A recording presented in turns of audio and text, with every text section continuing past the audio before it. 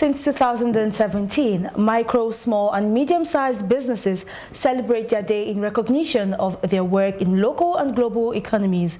These enterprises, which generally employ fewer than 250 persons, are the backbone of most economies worldwide and play a key role in developing countries.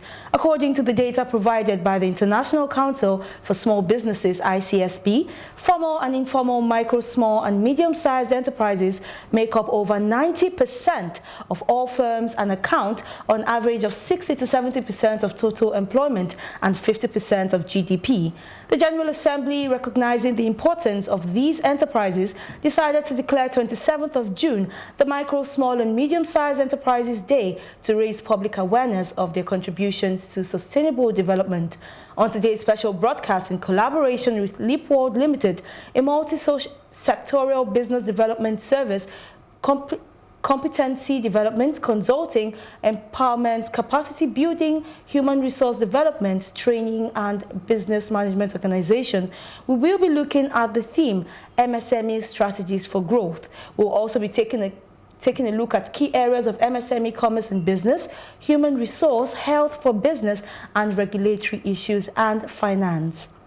And on the first segment here, we'll be talking about how MSMEs exist because this is a veritable commerce and business industry in any country or nation. To discuss the link between these pillars of economic growth, we have in the studio my co-anchor Funke Medun, the Managing Director of LeapWorld, and a representative from the Lagos Chamber of Commerce and Industry, Dr. Matthew Ojo, NASME, Mr. Solomon Aderonju, and NASME, Mr.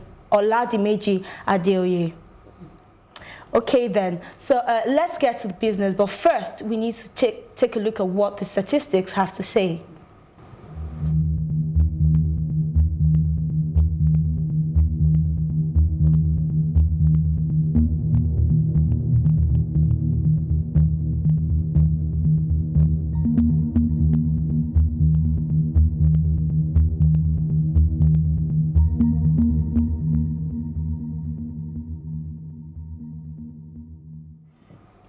MSMEs employ between 10 to 200 workers and can boast of assets worth between 5 to 500 million naira.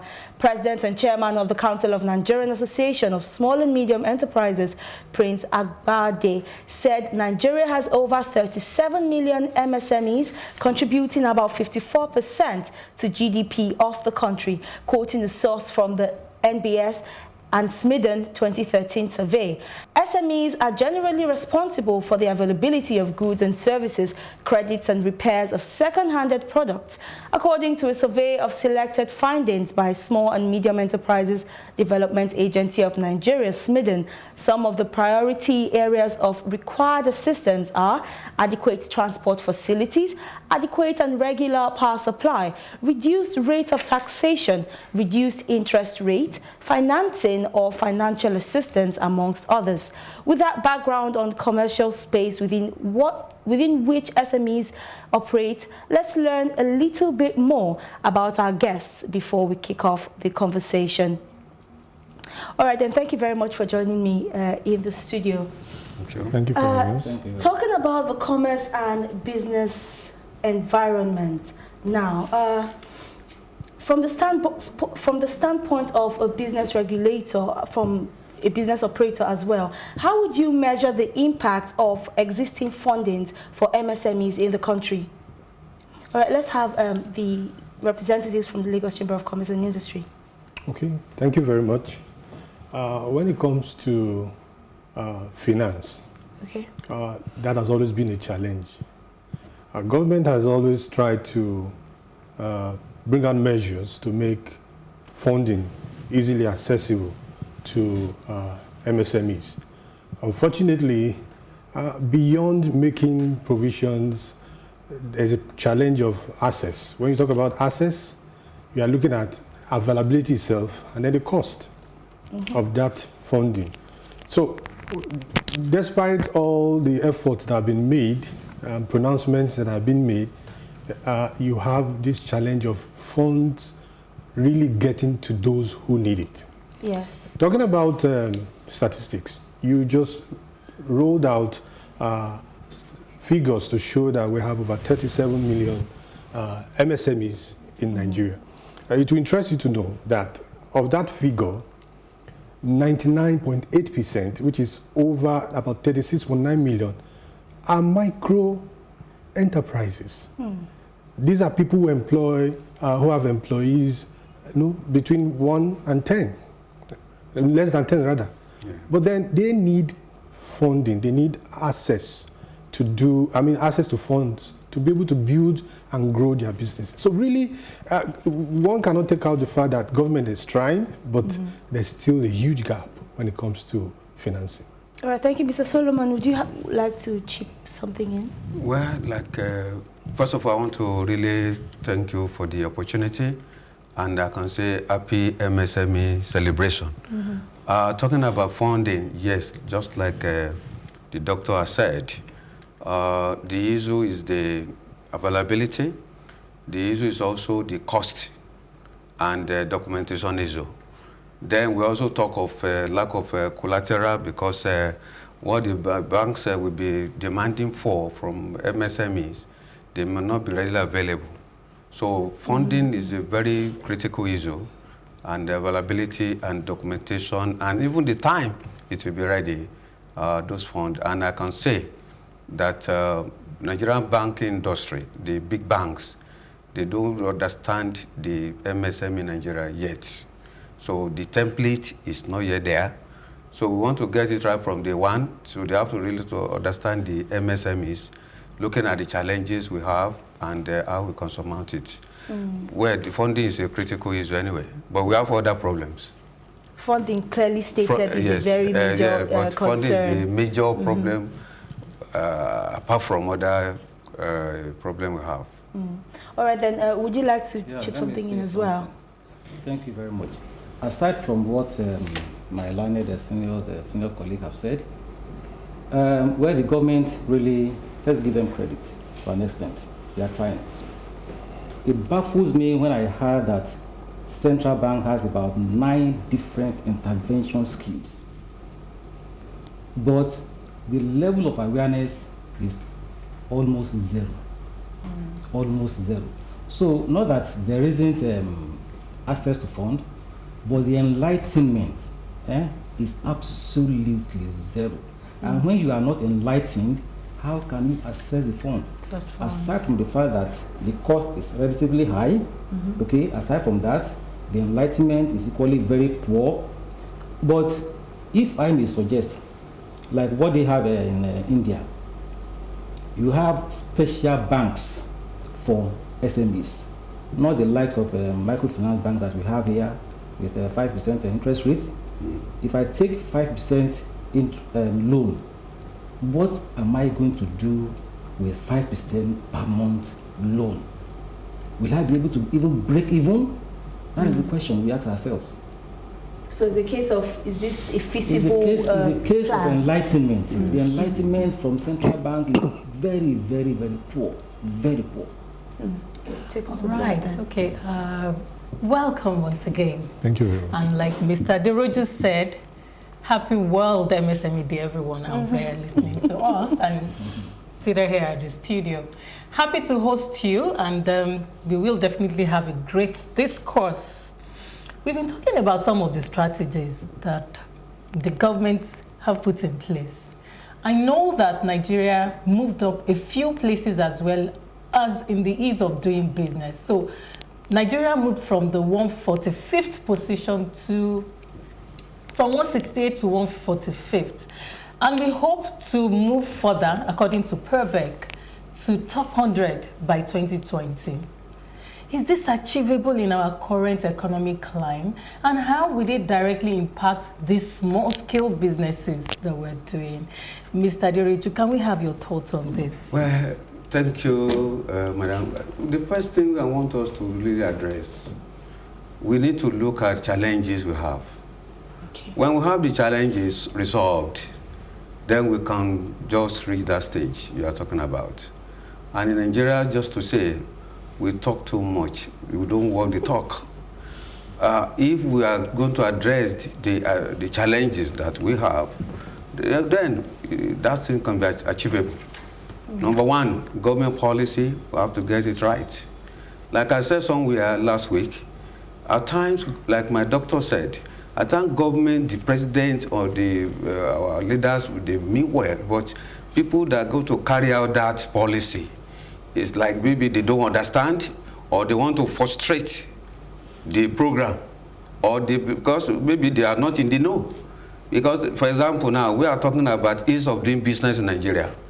And you can see what NAFDAC is doing, increasing the tariff by over 500%.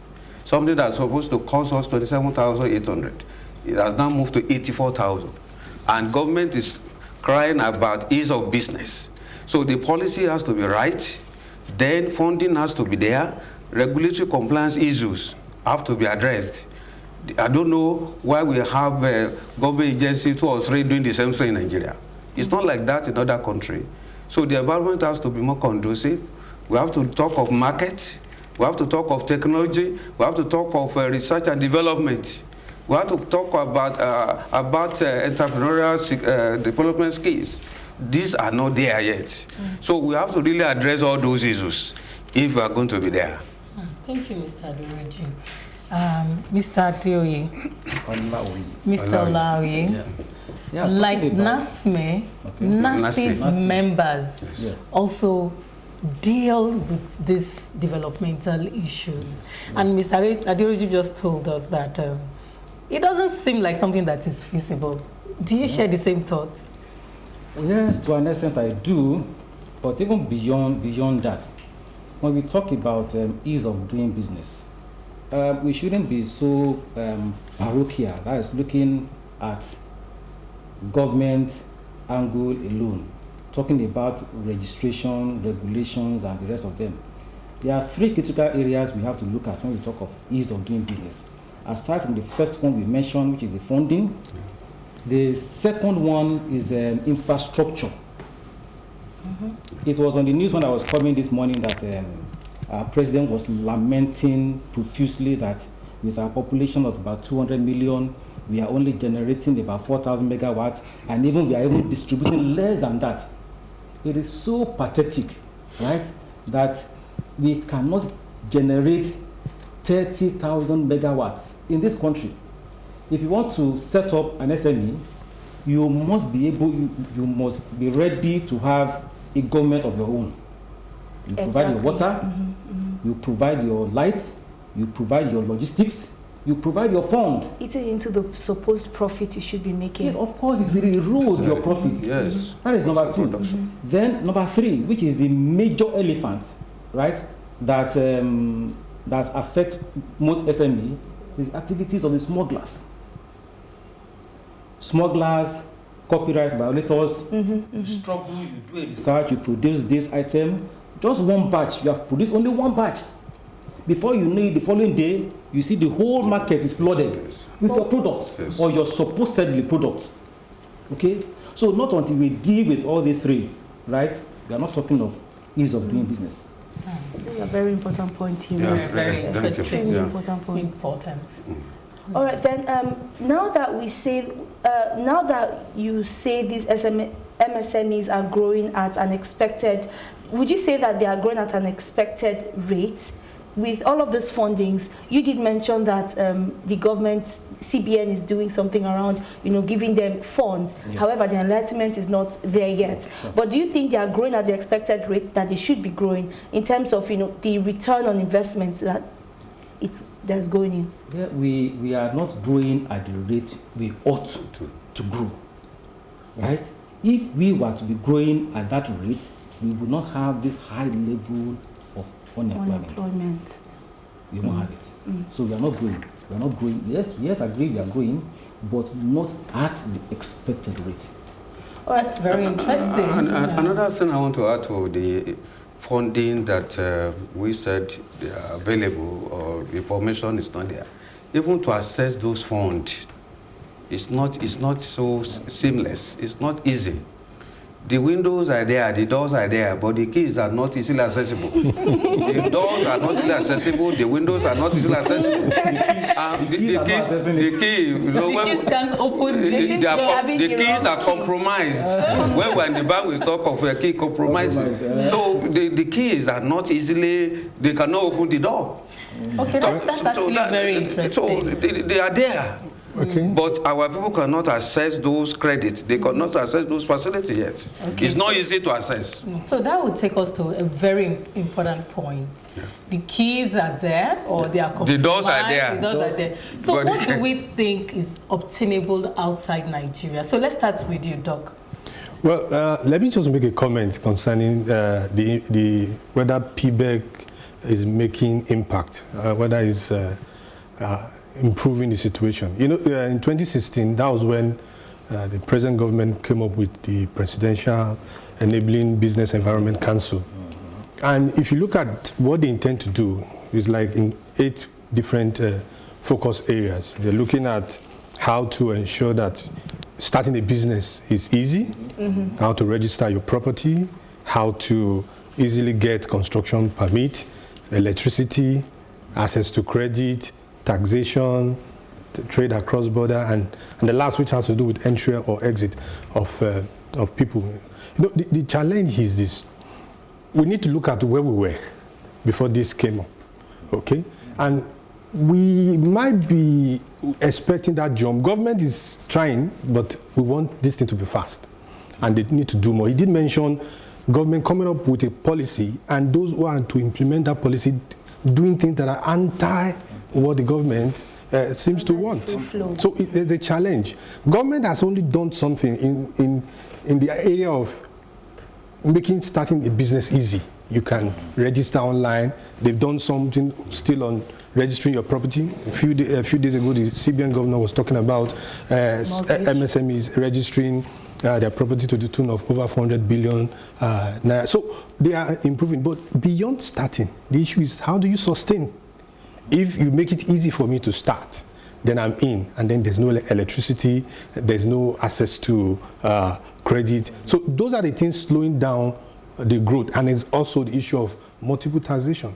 You know, you just started a business, and there are challenges. I am of the opinion, if we really want growth, when a business is started, and you want to charge or collect levies, why not let's have something like a staggered rate? Okay, if your business is below 5 years, we collect so levy or so amount. Because the critical part of starting a business is those first 5 years. You need to stable your feet. You need to be able to stand well. When a business is fully established, you can charge whatever you want to charge. So it's like we are taking one foot or one step forward and taking 3 backwards. So hold on a bit, Doc. Very fantastic suggestions. So let's look at global best practice and what we see obtainable outside this climb. So maybe there are a lot of things we can learn from them. Or are those the things you're saying? Basically, outside this climb, let's not even go too far. All right? Ghana. And if you look at the ratings, the ranking, Kenya is 61. Yes. South Africa is 82. And though we are celebrating 145 50 position or whatever, but then outside Nigeria, you don't have the issue. The major issue to me is that of infrastructure, right? Even if you have access to credit, for example, and then you import goods, raw materials for you to produce, and it gets stuck at the Greek lock along Apapa Road for days. Yeah. That's a challenge. You are into, for example, you have a lab for medical diagnostics and all that, and you don't have electricity. I was in a place last week for businessmen, and a particular business owner was saying he spent around 5 billion just on diesel. So outside this climb, outside Nigeria, the infrastructures are there, one, and then you have this support to ensure that small businesses survive. And in addition to that, in other climb, we have tax holiday, even for new businesses. Maybe the first 3 years, you are not paying tax. So they will give you tax holiday until when your business stabilizes, then you can now start paying tax. Then another thing is the environmental issues. Well, infrastructure is part of it, but conditionality, in credit, we talk of seesaw credit. We talk of character, we talk of capacity, condition, collateral, and which other. But condition these days is as important as character. Because if the condition is not conducive, it will affect your capacity to pay. It will even affect your character. Even if you borrow me money, yes, even if you borrow me money at 0%, if the condition is not conducive for me to pay, I will not be able to pay. It will affect my character. So when we talk of character, I keep on saying that condition is as important as character these days. So we need to really fine-tune our environmental issues, use of doing business, and other things. I think I should chip this. Can I say something? Oh, okay, of course. In line, I mean, to buttress what they have all said, patronage is a key thing. Now, please prove me wrong. If you attend any government functionaries, parties, or whatever, look out for the rice that they serve. They will never serve rice. They won't serve ofada, but they will serve basmati rice. What happens to our own local rice? So when the government is not patronizing the SMEs, then who else will patronize them? And government is a great spender. Yes, they are the greatest spender of fund. So who else? So they should patronize us, whether the quality of our product is good or not. It is when you patronize us, right, that we know whether we have produced to your satisfaction or not. But when you produce and the products are on your shelf, no patronage, how will you improve? So that patronage is a very, very key thing. So we need and in other places also, aside from that, they have what we call special ministries for MSMEs, not lumped together with the Ministry of Trade and Commerce and Science and no. A special ministry, dedicated ministry for MSMEs. But we have SMEDAN, don't we? SMEDAN is an agency. It's an agency. And they cater for small businesses. It's an agency. There is little they can do. We want a dedicated ministry. Right? Just the same way you have ministry of sports or of youth. You're right. Please, can I say this? I think even if we have a ministry and the attitude, all this bureaucracy thing you go through when you get to ministries, that aspect has to be controlled. So beyond us having a dedicated, or SMEs having dedicated ministries, those who work there need to be, there's a need for government to reorientate those in charge of SMEs. That look, what we want is the survivor of this sector. Now, when the water is bad, I always say, when the water is bad, you have the baby in. You save the baby, throw away the water. Sure. Now, if the government says MSMEs are doing this, they are doing this, and in an attempt to correct what they are doing, you kill the baby, then there's a problem. Those who work in these agencies, those who work in these ministries need to understand that the focus of the government is let this sector survive. Because if it does, it can solve the problem of employment. It can also increase demand. Yes. In fact, the economy will grow. Yeah. Then in addition to what Doctor said, well, it's good to have the ministry. But I keep on saying, I even said it to my colleagues when we came this morning, that it's high time we now have a council, MSME council, whereby all the BMOs will be meeting. And we will now be having regular meeting with that ministry or Ministry of Commerce regularly, so that they will feel our pain. Because the civil service of way of doing things, they don't know the pain we are passing through. But when we now have meeting, the council meets maybe on regular, maybe on weekly basis or monthly basis, we'll be able to pass our message to the government. All right, so we'll just take a quick break now. There's a video we need to watch regarding our conversation right now. So let's take a listen. Okay. So you don't need a lot of money to start a business. Indeed, if you have a lot of money at the beginning of a business, you're likely to fail. because you're going to make a lot of expensive mistakes. Okay. So I always tell people, start small, think big. And if you look at the biggest entrepreneurs today, whether it's Jack Ma, Bill Gates, Jeff Bezos, none of them had money. They all started not just in garages, but rotten garages. My name is Bruno Oekina. I'm the CIO, Chief Inspiration Officer of Bruno's Place Unisex Salon.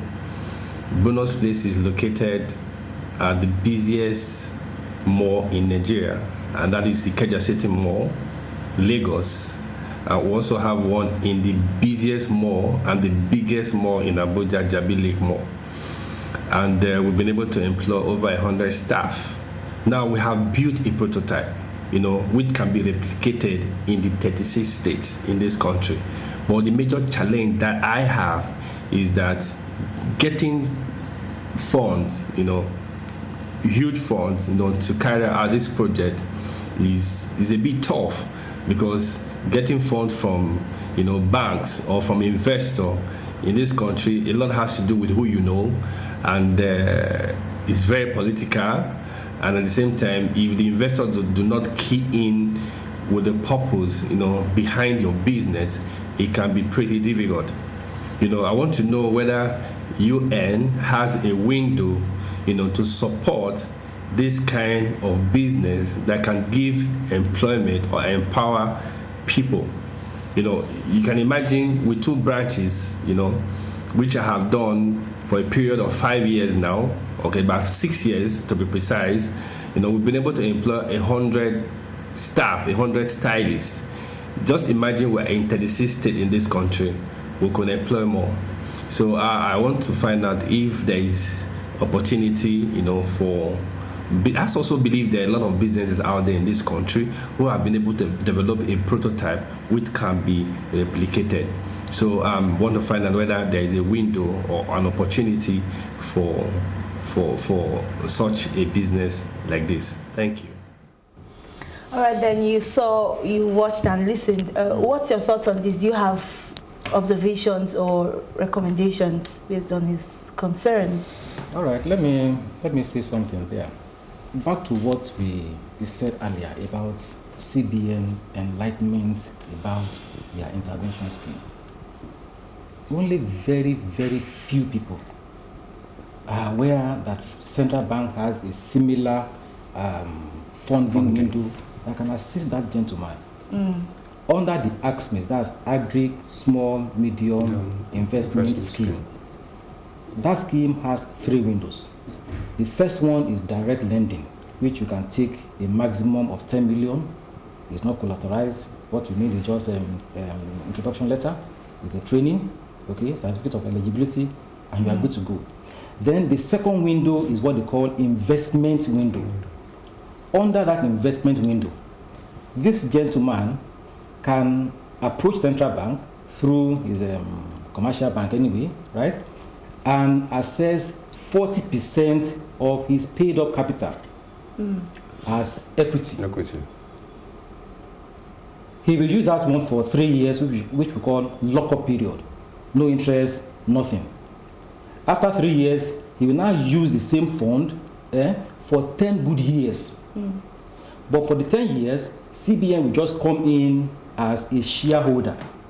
So as he's paying dividend at the end of the year to his other shareholders, they will be taking dividend. And at the end of 10 years, they come back and take their money. And bye-bye. No hidden charge, no other charges, whatever.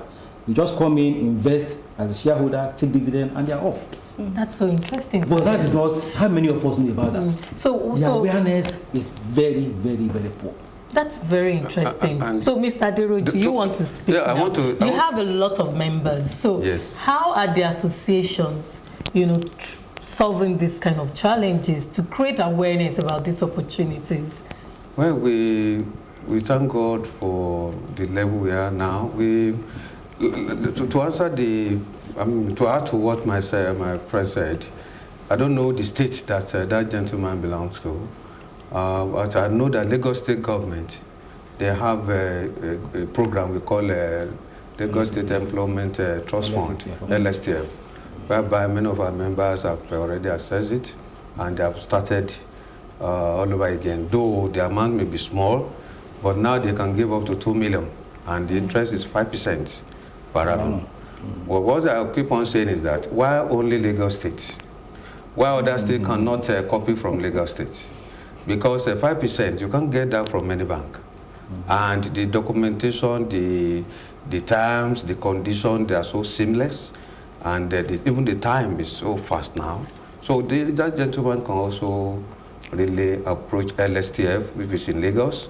And if you have other states, government copying Lagos, they can also have something like that.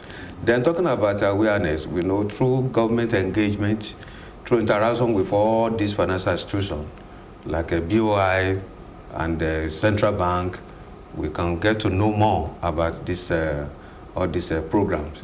And equally important is the fact that that gentleman should belong to a BMO, an association, that business membership, other NASI, NASME, SCCI, Amen, we have so many.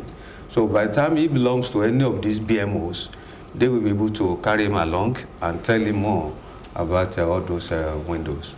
Okay, talking about these different windows, another challenge that some of these fund providers says is that, they don't have the managerial skills required and all that.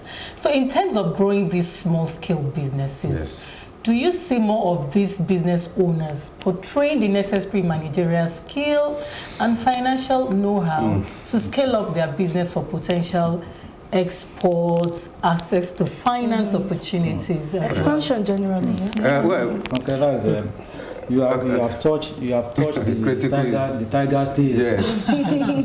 Because you see, I have been a banker. I spent about 27 years in the bank. The naked truth is that bankers tactically shy away from SMEs. Yes. And the reason is just very simple. Because SMEs are not structured. Yes. They are what we call informal sector. And nobody wants to give a loan to an informal sector. How do I recover my money? You approach the bank, I need a loan, 1 million. You say, okay, can you convince me that you are doing any business? No, I've been selling, I sell.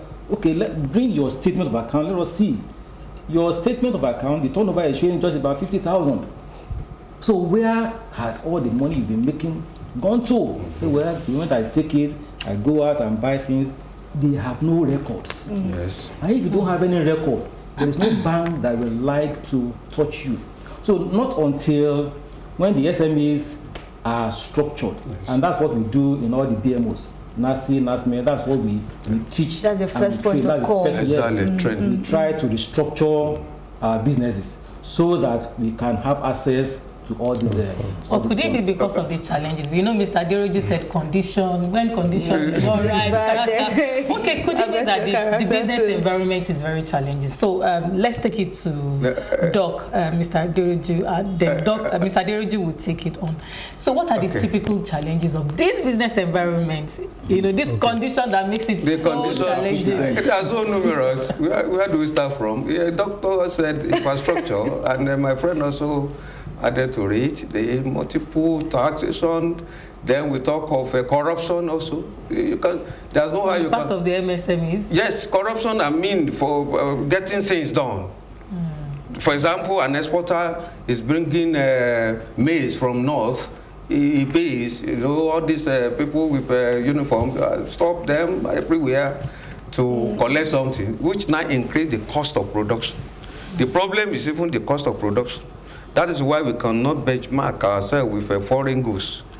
The goods that are coming from other countries, they are cheaper because of the cost of their own cost is lower, and the cost of fund is also lower. Ours, you get over 20%. Other countries, they get 2%. So how can we cannot compare ourselves with them? Then the influx of foreign products is also there. But let me just react to what my friend said. He's a professional colleague, but at times, this issue of lack of capacity building, I keep on saying that at times is you want to give a dog a bad name to hang it. What of those ones that are structured? Are they getting the fund? And when we talk of unstructured, we are tackling that in our BMOs. Those ones that are structured, they have documents, they have accounts, they are well trained, they have business plan, they have business unplanned. Do they get the fund? So I'm a banker also, professional banker, so to say. But at times they don't have structure. They don't. It's just to hang the bad dog. We are structured now. Give us the money. I hope the dog is not bad. Let's just take the rest of it. So let me chip in this. Somehow the three of us are former bankers. Wow. See, so we understand yes. The terrain. You asked about the challenges. Maybe we look at it in two ways. Okay, from the SMEs point of view. Sometimes when people start businesses, they don't take time to learn, okay, a lot about it. If you're going to start any business, understand the regulations surrounding that business. I always call it the principle of flapping and gliding. You need to know when to flap, also you need to know when to glide. Right. If you understand those laws, regulations surrounding what you are doing, chances are that you do better than someone who doesn't. So they mentioned the issue of training. Also, that has been addressed somehow under the ASME that you just mentioned. You have to first go to a place that you'll be trained. You present a certificate before they give you any funds. But then, from the side of the government, that's somehow obvious. Power is still an issue. Okay, we are talking about strategies for growing MSMEs. Now, I read in the news as I was coming, a private firm, okay, is going to be supplying about 10,000 MSMEs electricity, that's solar. Through the support of a giant, another company, let me not mention. So government can do something in that. We have issues with power. But you can enable private firms to come up with solar energy and then give it to these MSMEs as they need it. All right, we're out of time now, but I'm certainly sure we all had a very amazing conversation here. Thank you so much for joining us in the studio. All right, we'll be taking a quick break now. We're done with the first segment. We'll be coming on with the second segment, particularly focusing on the importance of human resource when it comes to MSMEs. Just stay with us. We'll be back after this break.